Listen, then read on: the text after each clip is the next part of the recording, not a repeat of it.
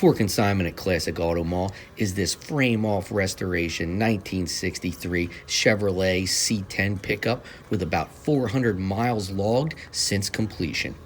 Purchased by our consignor in 2019, the overall looks of the factory design have been retained, but now with a blackout treatment for the chrome, some new glass, a built-to-the-hilt big block V8, and strengthened frame. It sports a custom laid-out dash, a Speedway 22 circuit wiring harness, and a beautiful oak-lined bed. The consignor states the 496 V8 makes 625 to 650 horsepower, plus it has a 3-speed TH350 transmission and 4 9-inch rear with 411 gears. The frame is powder-coated and it has QA1 coilovers and Willwood disc brakes, plus numerous other performance upgrades. Visit ClassicAutomall.com for all the pictures and details you need. And don't forget to subscribe to see our new inventory.